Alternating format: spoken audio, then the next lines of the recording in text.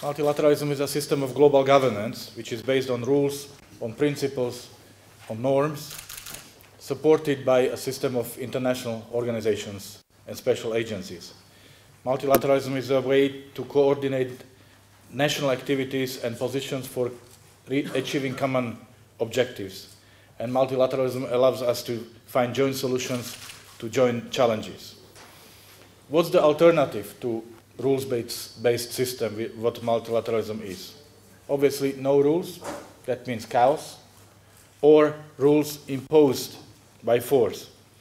That means we either have a system based on universal rules that are respected by everyone, big or small, rich or poor, or we will have regions ruled by different systems, by different rules that are imposed by the country which is strongest in that region. I don't think this is an attractive option, and therefore it's not a coincidence that immediately after the World War II, the countries of this world came together and decided to establish the system of multilateralism with the United Nations at its core. Because United Nations is the heart of the system of multilateralism, and of course here I want to speak about the General Assembly, of which I have the honor to be the president this year.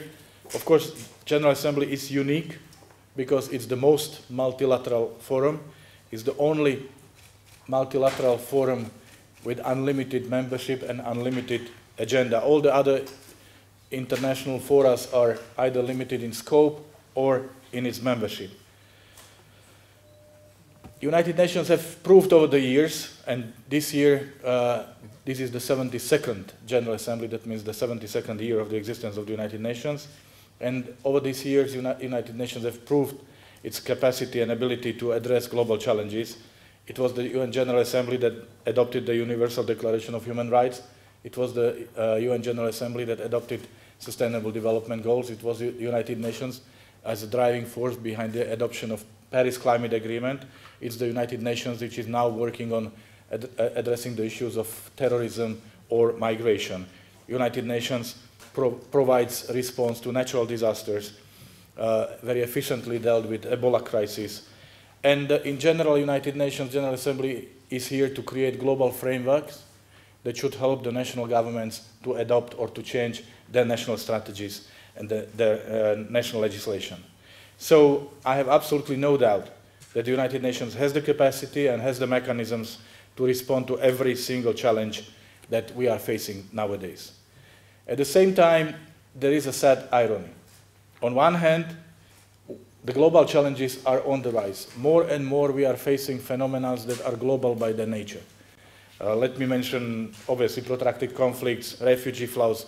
We have 65 million refugees, 258 million migrants, climate change, threats of nuclear proliferation, and so on.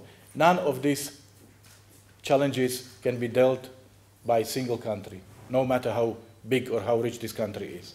That means demand for multilateralism is higher than ever because the challenges we are facing are more global in their nature than ever before.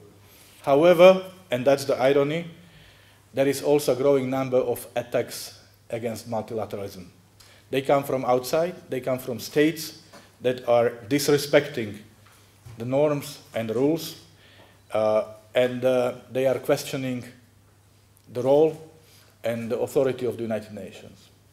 So these are the challenges coming from outside, but there are also challenges from within, which is the complacency of the UN and of international organizations, inefficiency, too much of bureaucracy.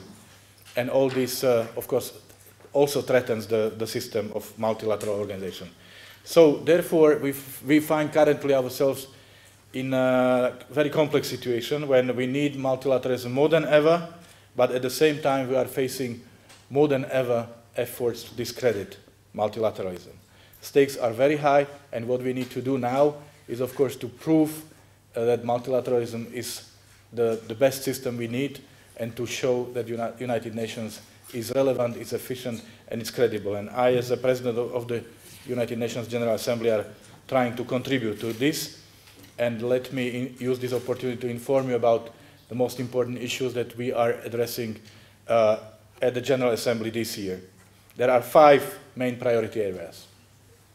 First one is conflict prevention. Obviously, United Nations was built on the idea of peace.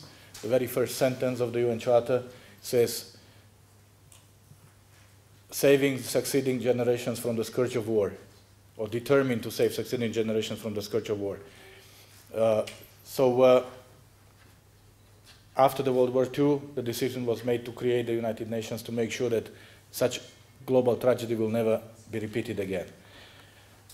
Yet, more and more, we find ourselves dealing with the consequences of conflicts, and rather than with prevention of conflicts. And therefore, what we do at the UN right now is to refocus our effort to prevent conflicts. 2016, new concept was adopted called sustaining peace, and sustaining peace means that we shall invest more into diplomacy, into mediation, into prevention, so that we can avoid conflicts. And because by avoiding conflicts, of course, we are saving human lives and we are saving billions of dollars. So this issue is now very much discussed and promoted within the UN system, and on 24th and 25th of April, I am inviting world leaders to discuss this concept in New York. We will have a high-level event, and we want to see how well are we doing, what tools do we have at our disposal to prevent conflicts, what tools are we missing, how can we improve the work and efficiency of the United Nations when it comes to preventing conflicts.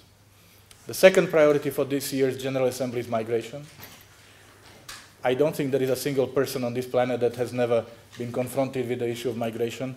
We all are, and we all represent countries that are either countries of origin or transit or destination or both or all of it, of migration. And yet, again, the irony, we do not have a single multilateral document that is dealing with migration.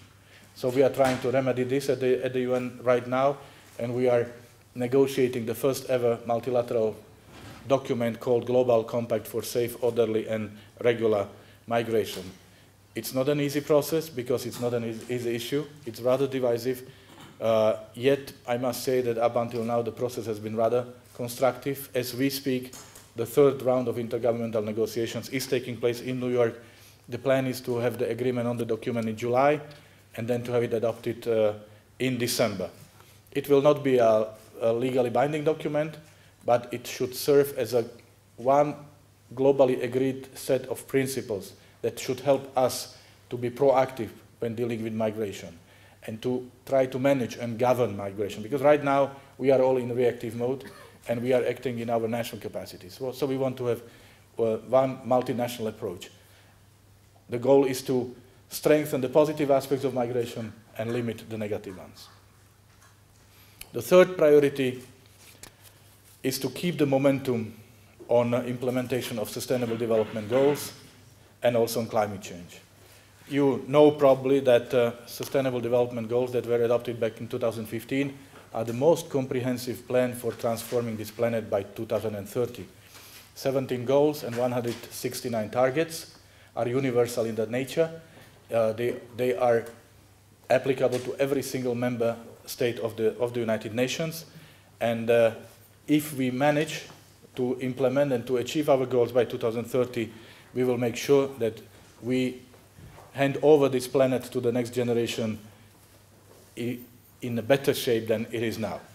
But obviously, the job is not done. The adoption of SDGs was a landmark achievement, but we have to work very hard to implement those goals because they will not be implemented by themselves. So I am organizing 3 events dedicated to the implementation of the SDGs.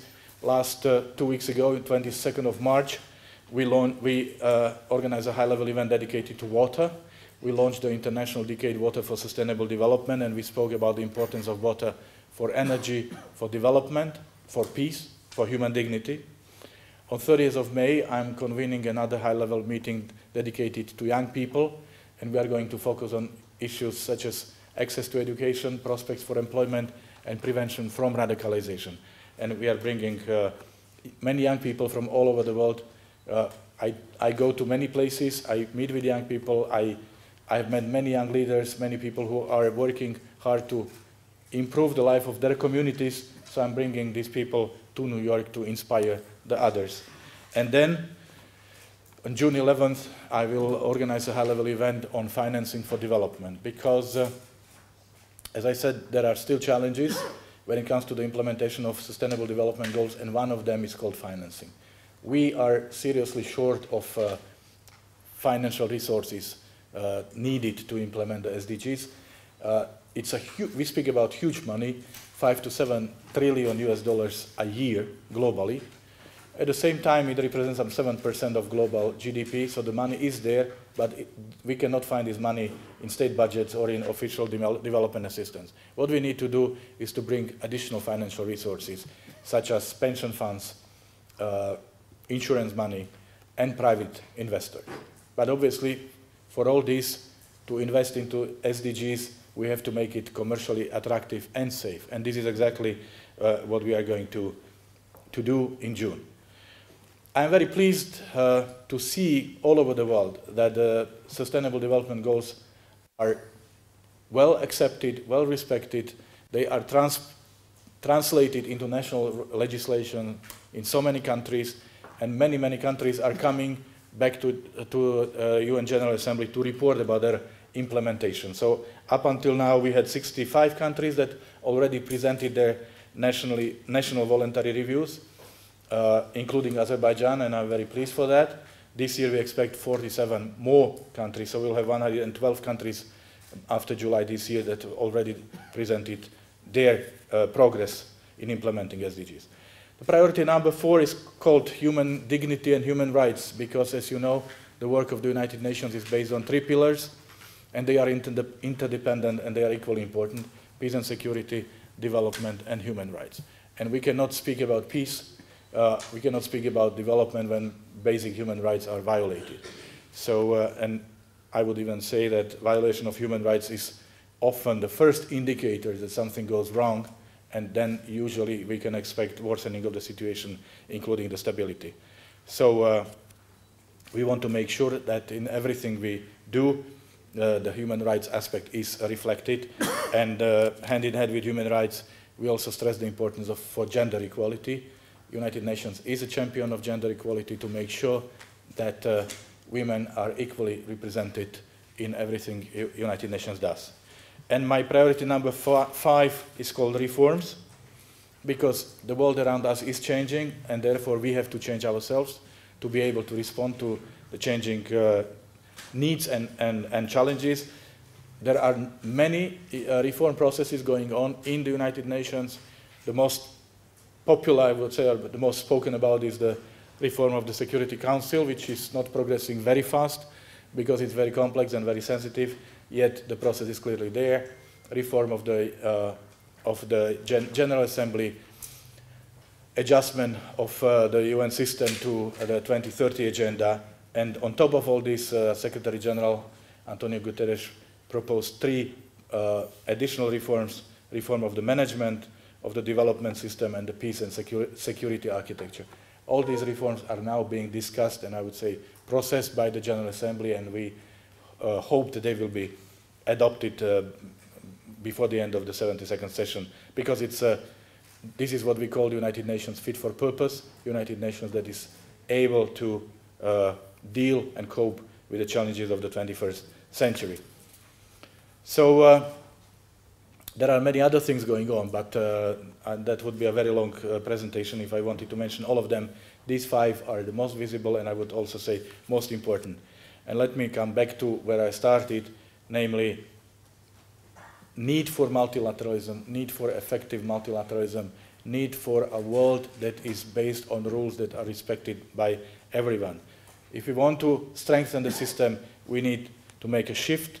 We cannot accept the fact that demand for multilateralism is growing while support of multilateralism is decreasing. So we need to bring about the shift from within by making sure that the United Nations and other international organizations are less rigid, less bureaucratic, that we have more dialogue, we have more understanding, that we are not there to fight against each other, but rather to promote our common interest, our joint agenda, because we share our responsibility for this planet. We need to bring United Nations closer to people. That's why the theme of my presidency is focusing on people.